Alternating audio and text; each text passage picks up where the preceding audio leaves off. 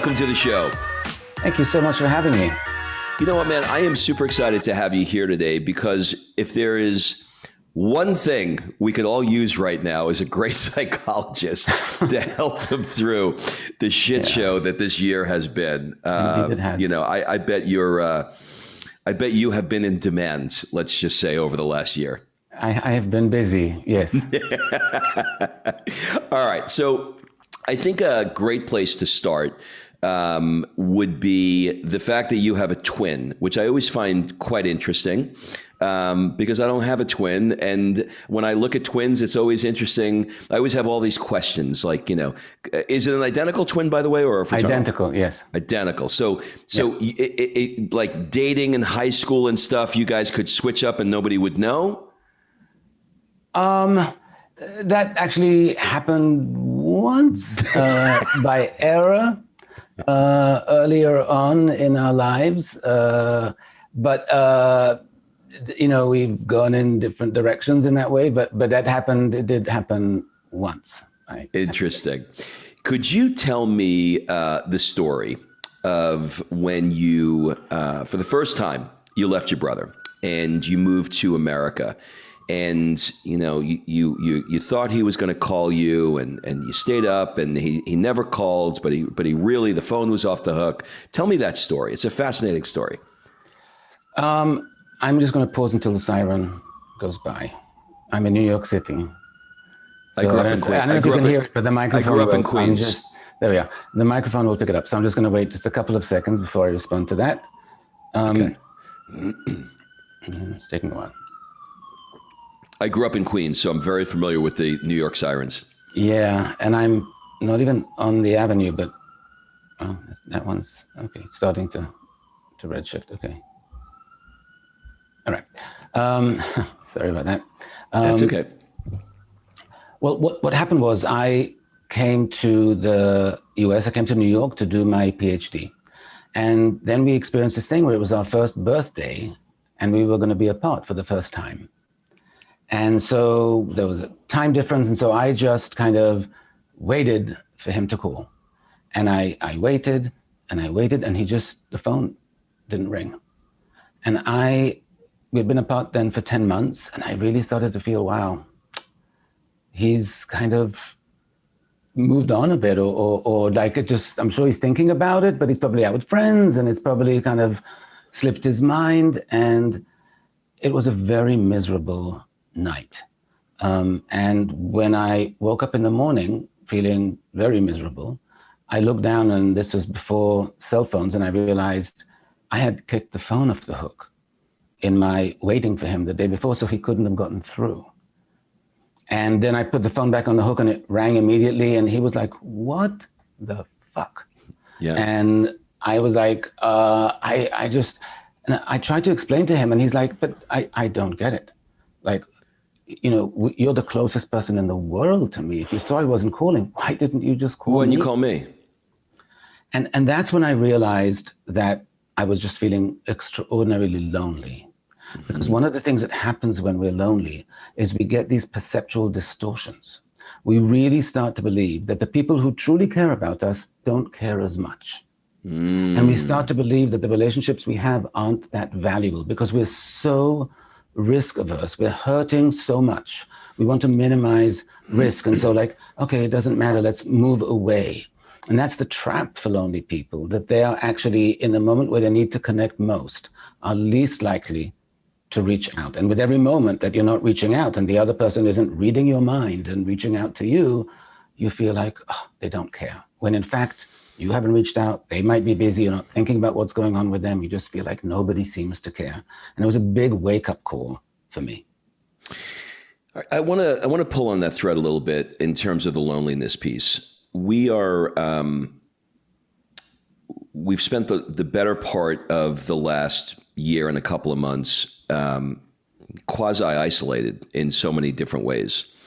And we are, as humans, we're meant to connect for sure, but we're spending our days disconnecting from each other.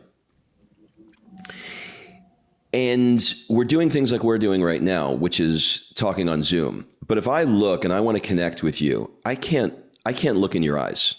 I can look on my computer, I can look at my camera, but I can't look at you. And no matter how hard I try to look at you, I'm not looking at you. Do you know what I mean? Yes. So how are we, what kind of effects, let's say, are you starting to see from this disconnection? I understand that we're being more connected because physically on social media and blah, blah, blah.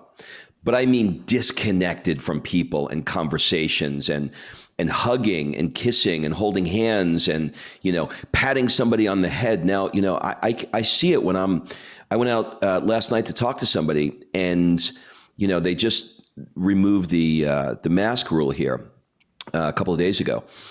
But there's still this, even though they said, we don't have to social distance, people are still social distancing. We've been trained to do that. So I guess the first part of the question is, what kind of effects do you think we're going to see in the future? And the second part would be, how do we get ourselves back to what we once had? I mean, that's a great question. In April of last year, a month into the pandemic, I wrote an op-ed for the Boston Globe about when this pandemic is over, there will be an mental health pandemic that we're going to have to attend to, because it's going to leave a mark. And it's going to leave a mark because what has kept people away from one another is anxiety over the pandemic. Getting close to someone physically was anxiety provoking. It was literally dangerous. And when you've trained yourself to stay away from that, what it does is when it's time to come closer again physically, it will bring anxiety with it. And the way we tend to respond to anxiety is to avoid. The thing that makes us anxious, we try to avoid, which means that a lot of people, as you said, do not have the social distance, especially if two people are vaccinated, it's not necessary, but they will because they're a little bit afraid. So there is a recovery that's going to have to take place on the individual and the societal level at this time. The American Psychological Association in 2017 issued a press release in which they warned that loneliness was at epidemic proportions and constituted a bigger public health crisis than smoking. And they said that because loneliness is very dangerous. Chronic loneliness has the same impact on our long-term health and longevity, how long we live, as smoking 15 cigarettes a day. It will kill us if we don't attend to it. And we can fall into that. Now, people have been lonely and disconnected, as you said, over this past year. If they remain so, if they give into this anxiety, if they don't attend to the fact that, yes, we need to connect in ways that are more than Zoom, then a lot of people will start really feeling ill physically and mentally and suffering because of it. Why will loneliness kill us? Why, when I think of smoking, I think of smoke coming into a lung, and I think of the lung having a physical effect. But I don't think, when I think of loneliness, I think of sadness. I think of a heaviness, but I don't understand physically what it's doing to me. Can you sort of walk me through that? Yeah, so we are social animals. We evolved living in tribes, truly. Nomadic tribes, and then after the agricultural evolution, maybe more stationary tribes. But we could not survive alone. We are not lone predators. We are pack animals. And in that sense, we needed a tribe around us. And the legacy of that evolution is that when we feel disconnected, and I want to actually qualify and explain that loneliness does not depend at all on how many people are around you or physically in your proximity, whether you live with a partner, with a family. It is solely a subjective experience of disconnection from the people around you, and there may be many of them. So it's actually today not even just I don't have a tribe. You might, but if you don't feel connected to them, you will feel lonely. And when we experience loneliness, our body responds as if it's under assault. When we are lonely, it suppresses the function of our immune system, literally. It causes an inflammatory response. It inhibits a lot of physiological activities that need to happen. It increases our risk of cardiovascular disease, of all kinds of other illnesses. In one study, college freshmen coming into college were asked if they were lonely or not. And those who were lonely tended to have a much poorer reaction to a flu shot because their immune system wasn't functioning well. And this is coming in a few days in of loneliness. And already their body wasn't responding well. So it's something that it's, first of all, to me, it's a massive demonstration of the mind-body connection that people need to understand, that truly they are related.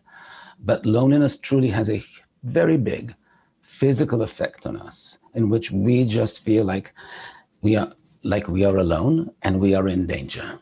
And that's how our body is responding. Okay, you said something very interesting a second ago about sort of defining loneliness, and you can be in a room filled with a bunch of people and still feel lonely. So how does one separate, maybe in terms of definition or circumstances? I want to ask the question differently. If I'm in the room and I've got let's say I'm at a party and I've got a bunch of people around me at a party, I could still feel lonely. Why? That's the question.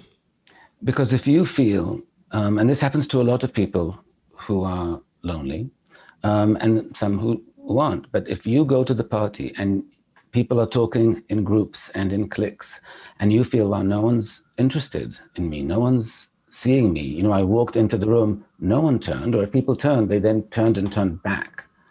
I feel invisible. And I'm going to pause again for the siren. I am so sorry. I don't know what the event is that's happening near my apartment. Oh, that's okay. But I'll remember where I am. So, okay, I think we're good. It's very worrisome when the siren stops right next to you. I don't know what's going on. Anyway, and so if you feel that way in a party, what you are likely to do, and especially if you're lonely, is not to step in because you're already experiencing a sense of rejection, but to step back. You will park yourself by the hummus and the vegetable dip with a scowl on your face that's so scary, no one will indeed approach you. And to you, here's the verification. No one cares about me. Uh-huh. That's what tends to happen. Yeah, you just gave me a fantastic visual by the hummus and the vegetable dip. I can see that happening. You know, I'll tell you, as I'm aging, I'll be 55 in a couple of months. And, you know, sometimes I look at myself in the mirror and I don't even know who I'm looking at anymore. You know, it's not the guy that I remember in my head, you know. And I should be so lucky, by the way. And when I say that, I mean that it's too late. I've past that age, but please go on.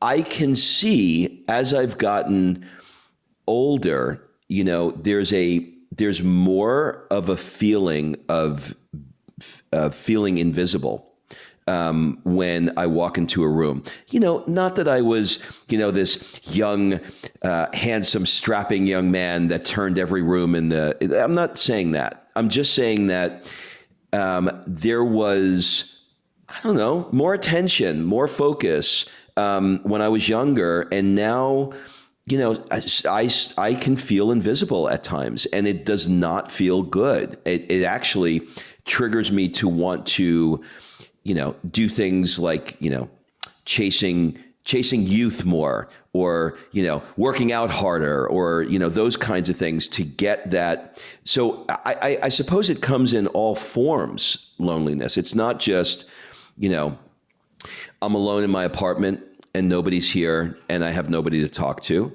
But it's more of the things that you've said, where you know, you could be lonely in a room full of people. And, you know, on the other hand, I have my mom. We lost my dad a couple of years ago to cancer, and she's alone. You know, she's in New York and she's by herself, and it's incredibly painful for me to imagine her alone. You know, all the kids are grown and they've moved on to different states, and we come in, you know, for the holidays, and then with COVID, couldn't come in. She couldn't leave, and I can hear the pain in her voice. you know, where she's just like her days are so long and it's just, you know, terribly lonely. How do you advise somebody, you know, either in my shoes as the child of somebody that is witnessing loneliness of a parent, or even the parent, you know, what advice could I give her to help her through this? Because I know she's feeling it. So, but there are two things you actually mentioned there. I just want to quickly label the first one, which is you walking into the room, and that's ageism. And there's massive ageism in our society, unfortunately, in which we tend to value youth, which is fine if we want to value youth for its vigor, for its physicality.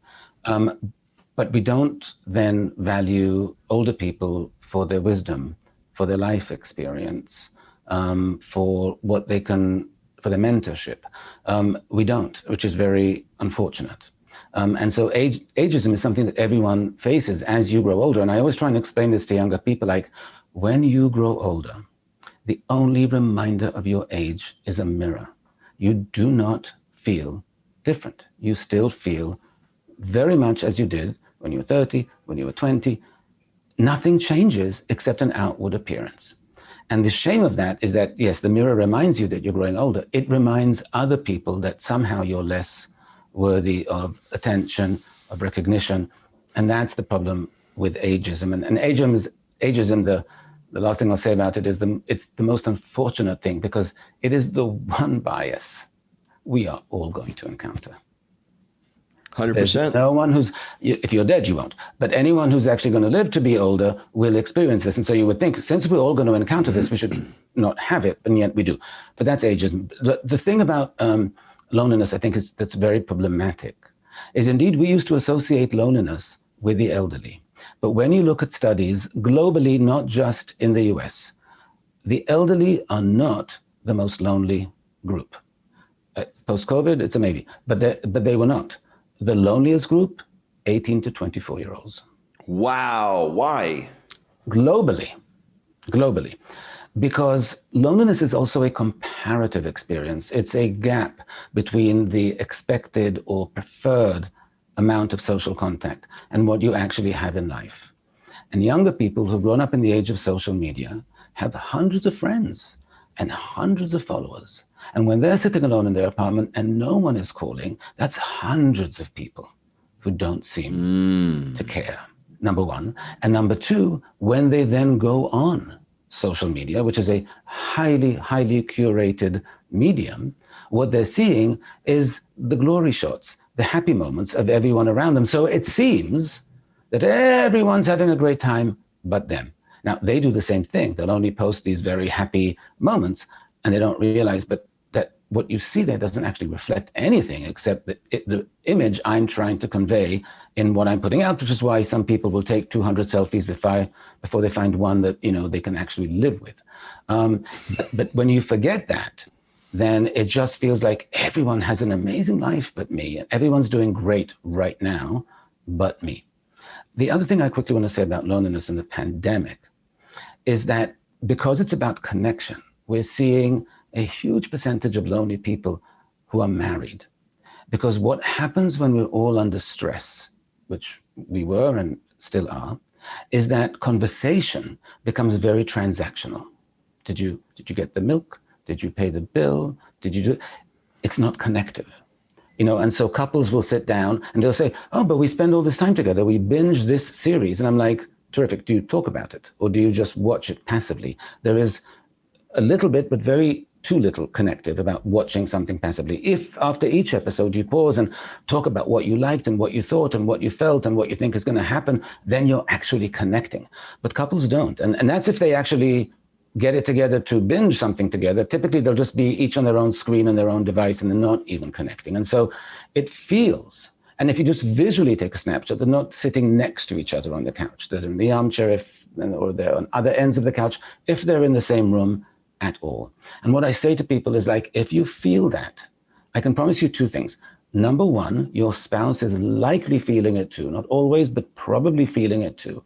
And number two, they might not be aware of it, or they might be as hesitant as you to reach out. Because, you know, just like my story with my twin brother, who's the closest person to me in the world, when you feel that way, you assume the other person doesn't really care, or they're not interested in me anymore, or they're preoccupied, they're not really seeing me. And then you don't reach out to them. And so I say, so if you feel that, the next time you're watching something or doing your separate screens, scooch up to them on the couch and say, take their hand and say, let's watch something together. Now, they're going to look at you very suspicious because did you crash the car? Is that what happened? What happened? Did you buy something? Or I know he wants to get laid tonight. Yeah, something's going. Some ulterior agenda that's going on. But the getting laid is a very good example of something. Like somebody might think he wants to get laid tonight, and sometimes the opposite. She wants to get laid tonight, but that means that's doing it for something of their needs, not mine. That still doesn't make you feel seen in some kind of way. And so you have to say, like, no, we used to do this a lot. Let's do that again. Let's go for a walk and just talk. Let's have a non-screen evening, which, by the way, when I suggest that to couples, the look of panic on their faces, and I'm suggesting it to both when I'm doing couples therapy, the look of panic on both their faces of like, what do you mean, no screens at all? And I'm like, what do we do? Yes, that used to be something that happened. No screens at all. What will you do? Maybe you do go for a walk. Maybe, you just have to talk and connect and ask each other questions. But yes, that's how disconnection happens. You just stop having meaningful conversations with one another, and then you drift, and then you do a lot of assuming and mind reading, like, I know they think this and I know they think that, without asking, and the disconnect is there in the home. This is fascinating. How has the pandemic affected couples? In other words, there was a friend of mine. I had dinner with him and his wife not that long ago, and I said that you guys have been married for all these years. They've been married like 35 years, and I said, but he's always gone. He travels all the time. Is that hard on the relationship? She said, how the hell do you think we've been married for 35 years? But now the reverse of that is true, which is they're not traveling and they're home. So I'm trying to bridge or connect this sort of transactional notion that you just mentioned into quarantine. And does that accelerate the transactional relationship, or does it force couples to talk to each other more because they're around each other more? So here's the good news about that. It can do either, depending on what the couple does. We all have the power, the ability to choose the healthier path when it comes to our mental health and our emotional health. What we often don't have is awareness, the knowledge, the wherewithal, the mindfulness, the communication skills to implement those kinds of things. And so couples who've been thoughtful about, hey, you used to travel a lot, which was great because that meant that we were very actually intentional when you were here about what we're doing, which couples wouldn't be if they see each other all the time. It just slides into autopilot. But if someone's traveling, then let's make plans for when you're here. Let's do this when you're back. So there's a utility to it. But couples need to be intentional. Those couples, and there were many who were intentional, were like, we're trapped in the house with one another. Let's figure out how we don't end up hating each other. How do we gain space from one another? How do we retain a sense of like that we have a life? I just spoke to a couple yesterday, to a friend of mine actually yesterday, and she said that she and her husband would put, like alcohol in like flasks, like prohibition. And these young people, but they would take 5-hour walks in the city during the first days of the pandemic in New York City, when the city was quite empty in the streets. But they would just, during the day, they needed the exercise, and they would just take walks and chat along the way. And it was incredibly healthy for them as a couple. They really connected. Of course, the question any New Yorker would have is, really, 5-hour walks during the pandemic? Where'd you pee? Anyway, right. But that's right. It's a good question. Between how much alcohol do you have in the flask? Exactly. There's a lot of details to be had there. But my point about, they were actually very thoughtful about what they were doing. They were thoughtful about, we need to figure out something for individual emotional health, for our relationship. advocated right at the beginning for couples, but this truly any relationship who are stuck in a house together, to have regular talks. And by regular, I mean daily, weekly. How are we doing? What's working? What's not working? To communicate very, very clearly. And I call it over communicating, because most people think it's not necessary to communicate this much, but it is an unusual circumstance about when are you going to be busy? When can I expect you to be free so we can talk? When I expect you to be working, when, who uses what room? How do I communicate to you if I need some space from you, etc. And so the couples who communicated well, who are thoughtful and mindful about this is as unusual circumstance as it gets, we need to be, not disengage the autopilot and really be thoughtful about what we're doing for the sake of our relationship, did better. And the ones that just let things be, some did well, some did not. Yeah, you really you hit me between the eyes with the transactional piece, and I think a lot of people listening to this would probably agree with that. Particularly when you have, I'm not blaming it on this, but particularly when you have small children. I'm going through in my mind my communication with my wife, and a lot of it is, if I'm honest, a lot of it is transactional. And it's, did you get the dry cleaning? Did you do the thing? Did you pick up the kids? Did you? And it does not, at the end of the day, it does not lead to a natural connection. It doesn't lead to a ramp up of flirting that leads into sex. And even sex can be, quite transactional. It becomes biological. It's been 3-4 days, 5 days, whatever it is. And you do whatever it is that whatever cue you have to say, hey, let's do it. But even that can be transactional. So I'm sort of thinking like, in the midst of the craziness of my day and her day, frankly, how does one reduce that transactional nature to make it less transactional and more conversational and more connected in real life, in the shit show of, did you get the kid on Zoom? Yeah, she's on Zoom school. Yeah, we got that. We're going to Greece. Did you pack the thing? You know what I mean? It's the craziness and the reality of a busy, and for this, the listener of this show is more entrepreneurially minded, but the busy entrepreneur who's trying to slay the dragons, how do you help them? So first of all, I do want to make a point here. Transactional sex between couples is better than no sex between couples. So let's just be clear, because it's still, even if it's transactional, well, yes, but it's not just a connection. It's conveying, I'm still into you.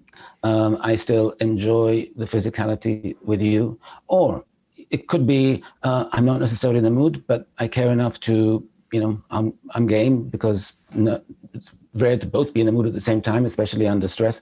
There's something, it's always better to do that than just to drift and be like, well, we're both not in the mood, we're both stressed. So I do think, it's not great, but it's way better than a lot of the options in that sense. Yep. Couples with younger children have this challenge regularly. And if the listeners are entrepreneurial and they are, then they have a double whammy if they have young kids, because they have two super preoccupying things that you could spend your entire waking hours worrying about or obsessing about, or, and if you do, then you lose yourself and you lose your couplehood, because then where are you? Where are your individual needs? Where are your needs as a couple? Where is the time? I mean, couples have to find time where they're not parents. And when you have young kids, that's difficult time to find, but it's actually really important. Certainly when you have older kids, I mean, really the worries don't stop. But the idea is, when are you not a parent? And I work with so many couples who they're either a working person or a parent all their waking hours. They're never just them. And just them means this. Just them means like, what's a passion you have that you can engage in, even if it's an hour a week, but something that makes you feel like you. Like I'm seeing the pictures of the motorcycle, there's a motorcycle, I think, behind. Like if you ride a bike, That's a bicycle with that's my daughter and I. We live on the beach. We live in Hermosa Beach here in LA. So we jump on the bicycle. I put her on and we go down. I surf. Great, excellent. So surfing is a great example. A lot of people during the pandemic were, oh, I don't know, or entrepreneurs who are very, very busy, and every minute can be, busy doing something. Find the time to go and surf if that's what you do. Find the time to throw your daughter on the back of a bike and go for a bike ride, even if it's half an hour, because that makes you feel free, and it makes you feel like you, and it makes you feel like you're doing the thing you enjoy doing, not the thing you have to do or obliged to do or feel stressed to do. Those things are very important. And the same thing goes for couples. Find the activities, find the time to carve out where you can be a couple. You talked about like seduction. It's so, so important. And couples lose sight of that. Like, yeah, I know what you look like in every form. You don't need to like make an effort. First of all, men are often very visual, and that effort is something that's important to them. And many women are like that as well. They want their man to look a certain way, to look good. They want to feel tempted, in some kind of way. And I often said to couples during the pandemic, if you can put the kids to sleep or, somewhere, get dressed up. Go up on the roof and have a drink together. If you can't go anywhere else, go out to the balcony, but get dressed up, because that'll make you feel like we're going out, and when you go out, you try and look good. So like, do that, even in the pandemic. And in the pandemic, we were all like, no one had anything on but like slippers and shorts. Sweats. Yeah. And sweats. And then sometimes I'll admit, there were talks I gave with a suit above the waist. And shorts. And, barefoot below the waist. And yeah. Because and did that make me feel like I usually do in a suit? No, because I'm wearing shorts, and every time I look down, there are my legs. So no, it didn't. But our clothes make us feel a certain way. So dress up in something that makes you feel sexy, that makes your partner feel sexy, and remind yourselves of that dynamic. These are actions you can take. Again, it requires intentionality. It requires the awareness and the communication with the other person to set up, but it's very important to do. Have you heard of John Gottman and/or Chloe Medanis? Yes, of course. You've heard of both of them. Okay. Yeah, of course. What's your thoughts on? Let's start with Gottman. What's your thoughts on his work? The Gottman Institute, because it's his wife. They have an institute. Is the place where research about couples is really amazing. They've been doing it for 40 years probably. Mm-hmm. And the research that has come out of that institute has set foundations for the entire field of couples therapy. And I'm a couples therapist. They're the ones that found that if you train people, and couples therapists are trained, to watch a 5-minute argument between a couple, the couples therapist will be able to predict with upwards of 94% accuracy whether that couple is going to get divorced by watching a few minutes of an interaction. And so they have many research findings, but they're the premier place for that. And so I have nothing but admiration. Great. I've got them coming up on the show.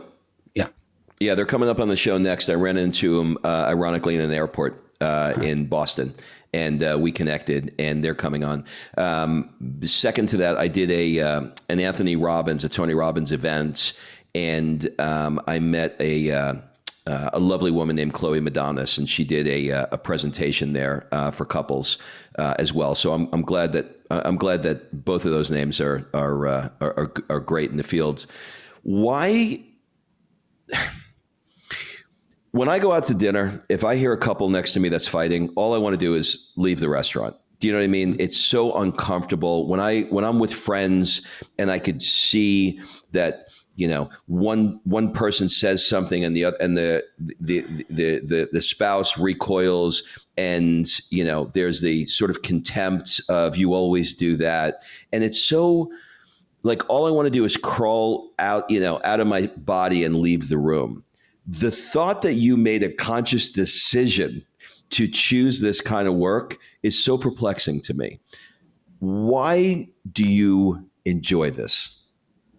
Now, are you referring to couples therapy specifically or therapy in general? No.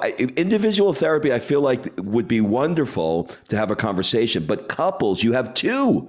You got two of them in the room, and this one thinks she's right and he thinks he's right, and you've got to figure it out. That just seems so hard to me.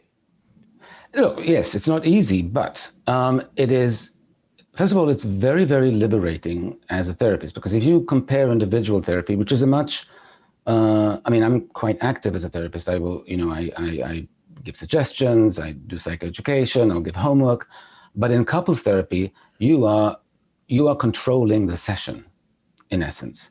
You have the freedom to say, no, stop talking, stop interrupting, let her finish. Or you have the freedom to literally get up and do something. We use props all the time. It is a much more active and a fun, truly for the therapist more than for the couple, but fun way to engage, because you can get stuff done really quickly and very, very, in a very blunt way. You can literally have a couple come in and change their relationship in an hour by changing the frame of how they see their relationship.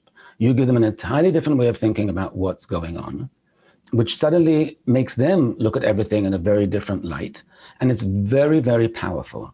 And so the impact you have is much more visible. When you do individual therapy, somebody's coming in, they're anxious, they're depressed, they have issues at work, they'll come back and tell you that, oh yes, they're feeling better, but it's rare that in the moment, even if you give them a great insight and they feel a little freer for it, it doesn't, they then have to go home and make sure that happens, or that change happens. With a couple, you see it happen before your eyes.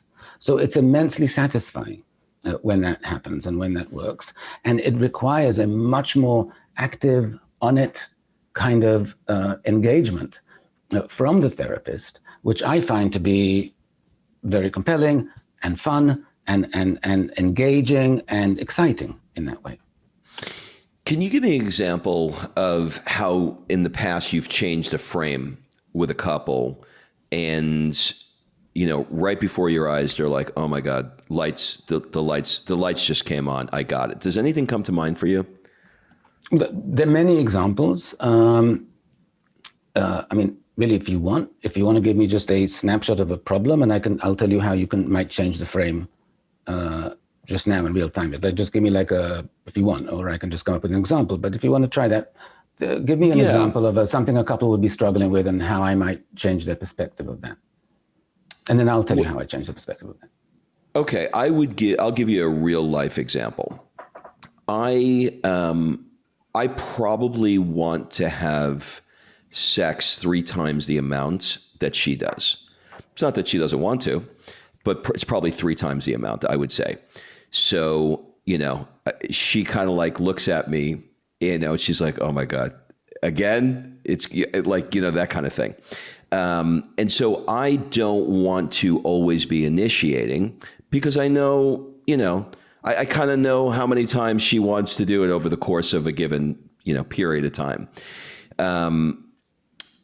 And baked within that would be that at the end of a day, let's call it 9 o'clock when the baby goes to bed, we're both having, gotten up at 6 a.m. By the time 9 p.m. comes around, and everything in the day between business and working out and running around with the kids, blah, blah, blah, we're both falling asleep watching TV. And so it becomes this non-romantic, not having sex as much. And then when we talk about it, we've talked about it a lot. And, what comes up is I'm just exhausted, by the end of the day. And I unless we're going to, try and, because the kid's home all day with Zoom school. So it's not like we, could even, sneak it in the afternoon, let's say. So, but then she also said, I can use a little bit of romance too. The more romance I have, the more interested I'd be in doing it. So we're in this sort of loop. And so you get the idea. Right. So I'm just going to generalize this a bit, but here you are seemingly with opposing needs. Her need after the long day is for peace and quiet. Yep. And your need after the long day is to, have sex and kind of feel the good of that and feel the connection of that and kind Yep. of, get a catharsis from that emotionally even. But what that does for couples is it creates this tension point. And you're like, I don't want to be the one initiating all the time. She has the fear that if I initiate on Monday, he's going to want to have sex on Tuesday because he hasn't initiated for 3 days. And then suddenly I'm like, but I don't want to do it for 2 days. So I'm risking setting myself up to then having to say maybe no, or having to do it when I'm really not in the mood to do it, number one. That's number right. two, you have a story, and this is what I would change for you guys, about we can't have sex during the day. The kid's on Zoom school. And this is what I would change for you guys. This is a very specific thing, but just as an example of it. To me, well, there's a creative challenge, because the challenge is, yes, much easier to have sex during the day when we both have some energy left. But how do we do it really discreetly? How do we kind of wink to each other and do it in a naughty way? So that it's going to have to be in the stairwell, or we go up to the roof. I'm not sort of a living suggestion. Or we go up to the roof, or we pretend that something broke in the laundry machine, and so you have to get the toolkit out, and you say to the kid, "We're going to be there fixing the thing. So if you hear any banging." Metaphorically, but you know what I'm saying? In other words, you will have to come up with together ruses and distractions and look at the birdie and all of this, which could actually make sex much more exciting than the mundane, well, it's late, we're exhausted, at least let's get it over with quickly. And so the challenge there would be, make it exciting, because you're sticking to the we can't during the day, which is not true. We can only do it at night, where either you're not in the mood or we're both kind of tired, which is also not true. So break that perspective and see it now as, now we have a real challenge here. Let's see, even I would suggest you and your wife have a competition. Who can come up with the most creative way to find that time to have sex, with the door locked, so that, even if the kid wants to come in, hey, what's that noise? Fixing the washing machine will be done in roughly 2 to 3 minutes. I'm just using this. 7 seconds, but yeah, I got you. I understand, you know what I'm saying. But yeah, so that, if you turn it into a challenge of creativity and communication, even a little competition and gamifying, suddenly it becomes, oh, that's going to be fun. That's great. That's super, super helpful. Thank you for that. You wrote a book, Emotional First Aid, Healing Rejection, Guilt, Failure, and Other Everyday Hurts. Why? Because we have the same level of sophistication about our emotional health and how to deal with common emotional wounds like rejection and failure and loneliness as we had about physical health roughly 100 years ago. We are not aware, more so truly after the pandemic. But we generally, if you get a cut on your arm, most people can look at that cut and know doesn't need a Band-Aid, or maybe a stitch, or let's go to the emergency room right now because this is bleeding out. We can tell literally like what is the triage that would be required for that cut, and we should cover it so it doesn't get infected and all of that. Rejections are the common cuts of daily life, and we can't tell why we're hurting when we feel rejected. Because oftentimes you will find out that 2 colleagues who you do not like, but sit next to you in the office, went to lunch without you, and you'll feel really rejected and left out, even though you don't like these people. So why does that sting so much, for example? And there's a reason for why, we can get to it, but or somebody who's been on is swiping on the apps to find a date, and they swipe on 10 people, and one of them, responds, and they have 1 or 2 text exchanges, and they kind of like, oh, this seems like an interesting person. And then the person disappears, and they feel really criticized and start thinking about, I'm just not good looking enough, I'm not this enough, I'm not that enough, from somebody they've never met in person, who have 1,000 reasons why that person is not available at this very moment. but they will ignore all of the other interpretations and go with, I'm not worthy, I'm not good enough, I have all these shortcomings. That we do those things all the time. When we fail at something, we often get discouraged to continue doing the thing. I've worked with entrepreneurs who after one failure, didn't want to deal with entrepreneurship again. When it's very rare your first endeavor is going to go well. It takes many to succeed. And this is true of almost every successful entrepreneur, which they even know in their head. And yet that one failure stung so bad, demoralized them so badly, made them lose faith in themselves so badly that they had trouble moving on, or that they moved on in a very half-assed way, which is actually going to become a self-fulfilling prophecy, and they're going to fail again. These are very common experiences because they leave an emotional wound. And there are ways, scientifically established ways, to address these wounds so that they don't become infected, so that we can soothe the pain, so that we can get over the impact of cognitively and how they impact our executive functioning. And yet most people are, by most people I mean the vast majority of people, are not aware that don't classify that as an emotional wound. Don't think that there's something that has to be tended to restore your faith in yourself, to restore your confidence, to restore your motivation, to restore your hope. There are steps you can actually take. There are active steps. People aren't aware of what they are. And I wanted to write a book to say, no. You don't have to rush to a therapist. This is your first aid kit. Do this first. And if it doesn't work, then rush to a therapist. I love this because like you use the example, there's no clear visible thing for you to look at. It's just an internal thing, but understanding those internal things could quite literally change the entire trajectory of your life. Because if one entrepreneur failure does you in, then you're back to bagging groceries when you could be your third. If you deal with the emotional part of this, your third attempt at creating a business could be the one that changes your life entirely. So why not treat it in the same way that you would treat a physical cut? I love that. You also wrote a book called How to Fix a Broken Heart, and you've addressed in that book the loss of a pet. And it was kind of timely for me because last week have a little Maltese poodle, and she's gonna be 15 this year, and they live about 14 years, so we got an extra year. But she was doing great, and we went to the vet, and because we noticed that she had a little shaky leg, and he said, she's her heart's enlarged, and she's got maybe a year, 6 months, a year, something like that. And it was just like, I had never felt like I hadn't even, like she's young and in my mind, playful, and never, ever even thought about really thought about, her loss, or losing her. And it was really heavy. I mean, I went to the gym that afternoon and I was literally, I'm doing bicep curls and crying, and I'm just feeling this intense pain. So how does one deal with that? So first of all, I wrote that book, and it covers two things. It covers pet loss and romantic heartbreak. And people always say, really? Because that's a weird combination. I'm like, here's what unifies those two things.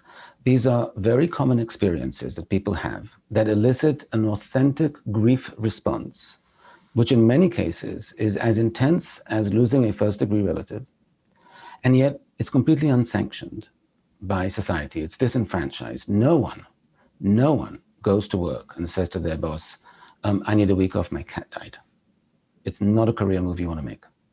And no one past the age of truly 18 goes to work and says, my girlfriend dumped me, so I'll be crying in the bathroom all day. You don't do that. Albeit you might be entirely devastated. So it was important for me to talk about the science tells us these can be, not for all, but can be intense grief responses. And therefore we have to treat it like ordinary grief. But in ordinary grief, you have community rituals. You have people around you. You have emotional support. You have an understanding that, you've lost a very important family member, a first-degree relative. When your pet dies, people will look at you and go, the dog was, as you said, 15, they lived till they're 14, you got an extra year, so whatever. People have less sympathy. And when an adult who's 50, which I've encountered a lot, or 60 or 70, gets dumped by their girlfriend or boyfriend, they experience it the same as they would as 18. But everyone looks at them like, really, you're an adult now. You shouldn't react that way, which is just complete bullshit. And so there are steps you need to take. With pet loss comes one very unfortunate ingredient, which is massive guilt. Because pets cannot communicate to us if they're in distress or these kinds of things. At least you are forewarned that there's nothing you can do that's going to keep your dog alive for much longer. But most people don't get that forewarning. They don't get the shaky leg which tells them this is coming, and so they feel like I missed something. And certainly if the dog was younger, and dogs die at younger ages like humans do for all kinds of causes, humans can say, I'm not feeling well, da, da, da. Dogs can't communicate that. They just, feel a little, more subdued, or they don't, eat great, and that can be for all kinds of reasons. And so there's guilt that comes, which compounds the loss. And then you don't get social support. You can say it to friends and they'll go, oh, I'm sorry. Try saying it a week later. I'm still really upset about my pet. And they'll be like, dude, grow up. Move on, yeah. You would never say that to somebody who lost a parent. It's been a week, I'm still upset, dude, grow up. You would never. But for some people, and in the book, I give an example of a man who lost both parents and then the dog, and the dog was way more devastating for all kinds of reasons. And that's the one that was hardest for him. That's the one for which he got zero support. So you have to recognize that getting emotional support is important, and going through common experience, stations of grief. And I don't mean the 5 like stages of grief. I mean things like dealing with the voids that leads in your life. You have a dog, you take the dog out. It suddenly becomes a social thing. You're walking the dog, no one knows who you are, but they do know who your dog is, usually is what happens. And everyone's thrilled to see the dog. And again, you forget their name, but their dog, etc. You lose that piece of the identity. You lose a very structured aspect of your life, which is take out dog, feed dog, play with dog. You use with dogs and with cats, you lose the tactile comfort that they provide. What's making up for that? Or at least are you aware that now that's something that's a void that was left? And so we have to start filling those voids, being mindful of them. There are all kinds of things we need to do to recover, but it starts with legitimizing the fact that yes, it's a recovery. Yes, the pain is real, it's authentic, and it's meaningful, and it doesn't mean that anything wrong with you for feeling that pet loss or romantic heartbreak. There's nothing wrong with you for feeling something that truly anyone who's a pet person or anyone who's heartbroken feels. Amazing. That's really great advice. Okay, as we wrap, I have a couple of questions I want to ask you. They'll probably feel like they're coming from left fields, but just roll with it. But first, I want to say your podcast is produced by Katie Couric. How cool is that, first of all? And second of all, what's it like working with her? So we call her our podcast fairy godmother, because she's the one that suggested the podcast. So she's the one that kind of had the idea. My co-host is Lori Gottlieb, and she's the one that said to Lori, hey, we should do something. And I just want to say why our podcast is kind of unique. Lori writes the advice column for The Atlantic. I write an advice column for TED. And so we're both advice columnists, and Katie Couric was like, let's do an advice podcast. There are several advice podcasts out there. But Lori and I are both therapists. And so here's what we do. Every week in each episode, one of us brings a letter from a reader to the other, and we read the letter. So far, standard advice podcast. Then we do a case consultation as therapists. And you get to be a fly on the wall and hear a very short segment about what therapists think when we hear a presentation like this. Then we bring in the guest and do a therapy session with them that you get to hear. So you get to hear a live therapy session conjoined with 2 therapists. The challenge for us is we don't discuss the cases. So we're trying to work together when I don't know what she's thinking about where this needs to go, and she doesn't know what I'm thinking about where this needs to go, but we need to figure that out in real time with that person as we're doing this therapy session. And most people have never heard a therapy session except on TV. Sure. And now you really get to hear what happens in one. At the end of that therapy session, we give the guest actionable advice they have to do within a week. And then we get to hear back from them about what happened when they did it. And then we do a final therapy wrap up as therapists, like what we think is going on there. And so you get a really complete arc, but it's our way of democratizing therapy, number one, so everyone can hear it. And there are many, many takeaways throughout the episodes, which people get when the episodes have nothing to do with them, because along the way, this is how therapy works. You come in for A, but it turns out the issue is B or C or D. And in that exploration, we do a lot of psychoeducation. We talk a lot in a way that explains to people and then thereby to listeners why this is going on, why they're feeling this way, what tends to happen. And so you get a really, really complete arc.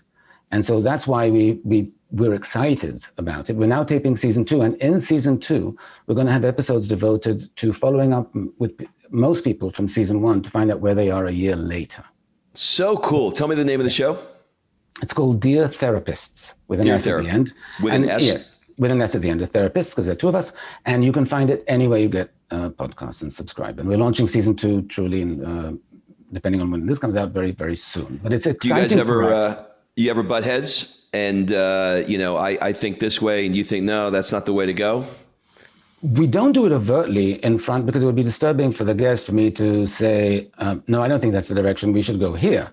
So we have to find, again, this is our challenge. We have to find ways to kind of let her, finish something she's doing. And then I'll say, and now I want to ask back about this again, because I think I want to take another turn over there. So we find ways to do it. What we hear from people is we sound remarkably, they're always stunned to hear, what do you mean you don't talk about it? You sound like you have an exact game plan, and yet we have zero game plan.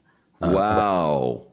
Okay, a couple of final questions. What do people often get wrong about you or the kind of work you do? They think therapists tend to be boring, because they tend to associate that Freudian thing of, somebody sitting back in their chair, silent for 45 minutes until the last minute where they go, we'll continue next week. So they tend to think therapy's boring, and they tend to think therapists are boring. I had an early patient once say to me, like, you must be terrible at a party. This was still when I was in graduate school. And, that was nice. But I, for one, I'm a well-rounded person. I used to do stand-up for a bunch of years. I write screenplays. I write novels. I have a lot of interest. Most therapists are quite well-rounded, except what you hear from them and what you see in the therapy office is not them saying, like, here's all my personality. It's them being there for you, so you don't get to see that. And then you think, I'm sure they're nice, but I would die on a dinner, with this person, because it would be like snooze all the time. Got it. Because what you're seeing is you in therapy mode while they're in front of you. But, when you're in stand-up mode, you're in stand-up mode. Correct. What is an unusual or absurd thing that you love? An unusual thing that I love, or absurd thing that I love. Or that somebody would look at it and say, God, that's weird. He likes that? Yeah. I don't know what people would consider absurd about. I'm one of those people that I don't find anything absurd. If somebody loves something, what that does to me is it makes me very curious about why. Not because it's absurd, but it's like, tell me what you connect to there. Then I usually learn something and I go, oh, that's interesting. I never thought about it that way. So to me, I don't think in those ways. So it's hard for me to say. That's great, but I'll tell you, because baked in your answer, I'll tell you one that I love, and your answer will shed some light on this. I love DJing. I have DJing equipment, and I love to mix house music, and I enjoy that, which led into me DJing around the country. But if you ask me why I love it, it's because I love sort of like being in the club and in the DJ booth, making the crowd move, but I'm alone. Yeah, but to me, I would never question that, because to me, the thing that would seem extremely empowering is that making the crowd move. Right. I mean, that's almost like the Pied Piper, that you're playing the flute and all the crowd is responding to you. To me, that seems fun. That's exactly what it was. Okay, perfect. Are there any opinions, and we'll go over 2 more minutes. Are there any opinions or positions that you've had maybe in the last couple of years where you say, I used to think this way. I don't think that way anymore. I've changed how I view that. Does anything come to mind there? I will say this.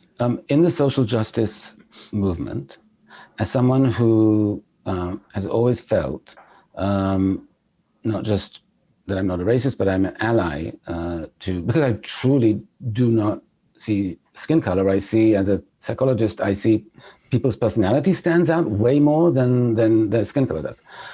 And yet, in my conversations over this past year and in the reading that I've done, I am constantly having new aha moments about the experience of Black people and people of color that make perfect sense. I just hadn't thought about them before. I hadn't thought about before that a Black man who's of a certain size, someone said to me, like when I step into an elevator, I put on a smile. Because if I don't, I get a lot of attention from the other people in the elevator. So I smile to seem non-threatening, and I have to do that every time I step into an elevator. And wow. It's one of those moments where it makes perfect sense, but until you hear that is the burden we're putting on people, it doesn't occur to you the level of granularity with which this is an issue that impacts people's lives. And so there have been so many moments over the past year of I've had like, oh my goodness. So yeah. I love that. Okay, last question. Let's change it up a little bit. What one question would you like to ask me? Oh, there are many. Let me just think of one. What's in all the interviewing that you've done recently? What's one thing that you've learned that really made you like, oh my, that really changed something for you? That really made you like think for a lot afterwards? Two come to mind. The first one is I did an interview with a guy who created a television show called Everybody Loves Raymond's. And Yeah, his name is Phil Rosenthal. He also has a Netflix show called Somebody Feed Phil. And he's a guy that sort of like grew up in the Bronx and, didn't have a pot to piss in. And came up with this idea to do this show. And it's now in syndication, and he's made hundreds and hundreds of millions of dollars from the show. And he is probably one of the happiest, most real, authentic people that I've met in my life. And if I'm taking a trip somewhere, I'll get a little video from him saying, have fun on your trip. If I do something, he'll send me a message. He's busy. He just won he won an Emmy last year. He's got a really, really busy life. And yet he effortlessly is so interested in connecting and doing it in a meaningful, thoughtful, sincere way that it always puts me in check to realize that, the amount of, I don't know, direct messages I get or questions I get or whatever, that I am never, ever too big to not treat somebody with the level of respect and kindness that he has at this point in his life. So I don't know if that makes sense, but that's first thing. No, I love that. And when I encounter that when I meet people. I meet a lot of people, and certainly I've met more people before COVID. But theoretically, I meet a lot of people, and I sometimes will meet someone who seems the most down-to-earth and real and authentic person, and then I'll find out that they're wealthy with a B. And that always impresses me. Wealthy with a B. I love that. I've never heard that before. That's so good. But you know what I mean? That this person has every right to be standoffish, to be this, and yet I would never have guessed that about them. I'm always like, wow, that's impressive. Yeah, yeah. And then the other one is a guy. His name is Garrett White. He's got a program called The Warrior's Way, and he basically trains men to up-level lots of areas of their lives.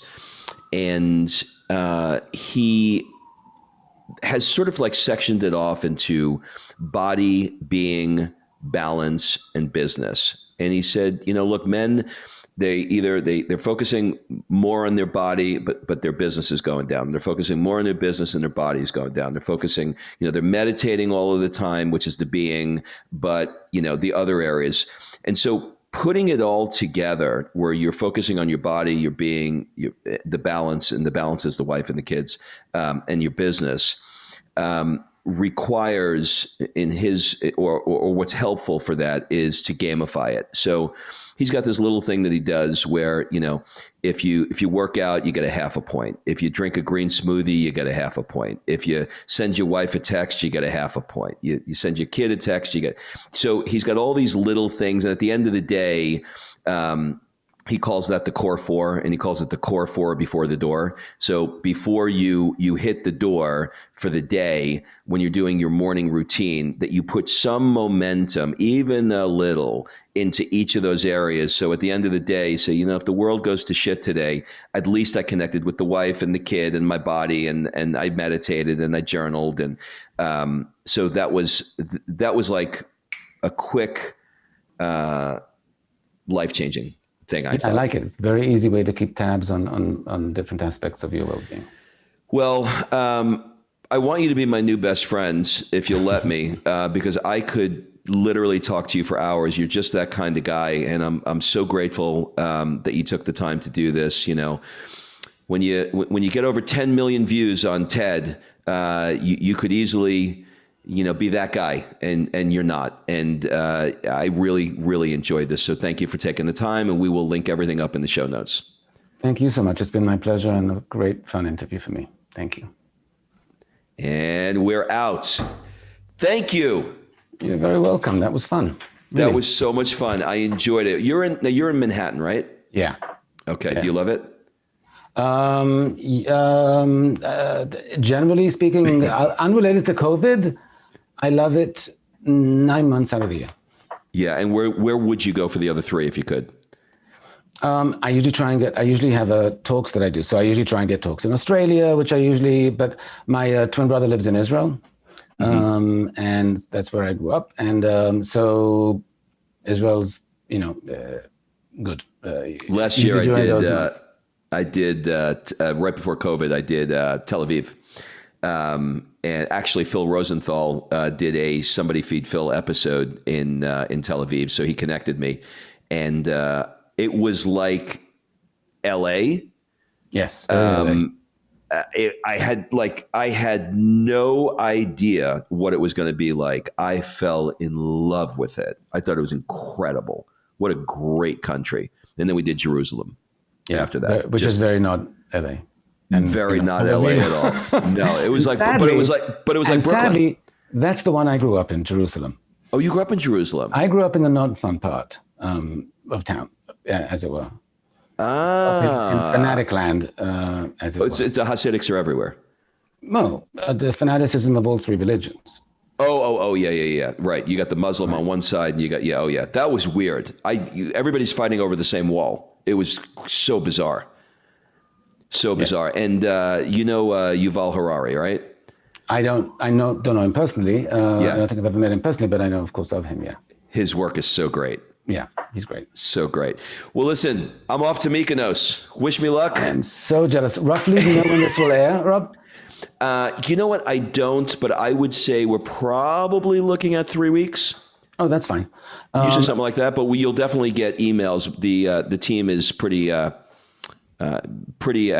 of it, and they'll send you assets if you'd like to promote it. They'll send you a little audio clip. We'll do a whole package for you.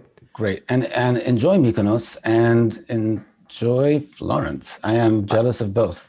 And I'm not sure which is more. I mean, I haven't been to Mykonos, but Florence, I love. So, and we just I've been to a lot, but if you have time, by the way, I don't know if you're interested in ancient civilizations. Of course. Anyway, but Crete, which is a bit of a hop from Mykonos, but they have the Minoan civilization, Knossos.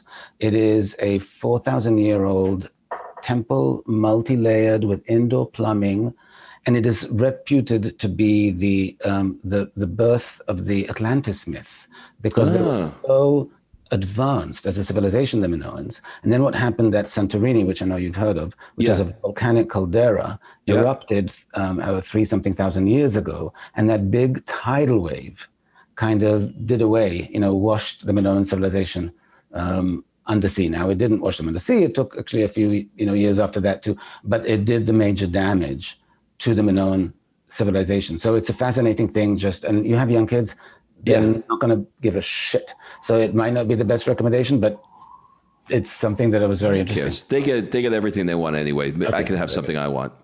All right. Thanks again, guy.